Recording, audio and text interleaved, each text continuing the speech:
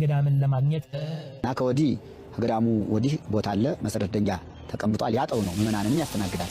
ዋሻውና ሆጮው ግን ልዩ ነው። እሱ ያለበት ስለሆነ ልዩ ቦታ ነውና ያ ቦታ በእግዚአብሔር ፈቃድ እንጂ በሰው ፈቃድ አይደለም።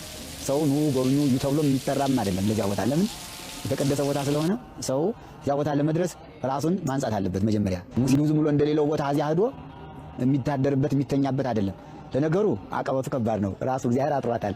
ማንም አይችልም። ማንም ለዚያች ተራራ ልውረድ ይል ለፈቀደለት ደግሞ በጣም ቀላል። ስንወጣ ተራራዋ እንደ አስፋልት ናት። ስንወርድ በሩጫ እንወርደዋለን። በጣም ቀላል። አንዳንድ ጊዜ ደግሞ ይከብዳል እና ራሱ በራሱ እግዚአብሔር አምላክ ቦታውን በተራራው ዙሪያውን ተራራ ስለሆነ ያስፈራል። የጸለምት ተራራ ወደ ምዕራብ ሲታይ፣ ወደ ደቡብ ሲታይ፣ ወደ ምስራቅ ራስ ዳሽን ሲታይ እንዲሁ በሙሉ የቅዱስ ያሬድ ገዳም ያስፈራል። በተለይ ወደ አክሱም አቅጣጫ ያለው ተራራ ሲታይ በጣም ያስፈራል። ግሩም ነው። ሰንሰለት የተያዘ ሰንሰለታማ የጸለም ተራራ ይባላልና ያ ቦታ ልዩ ቦታ ነው። ያ ቦታ ቅዱስ ቦታ ነው። ያ ቦታ ክቡር ቦታ ነው። ለብዙ ሰዎች እስቲ የሚገለጽበት ቦታ ነው።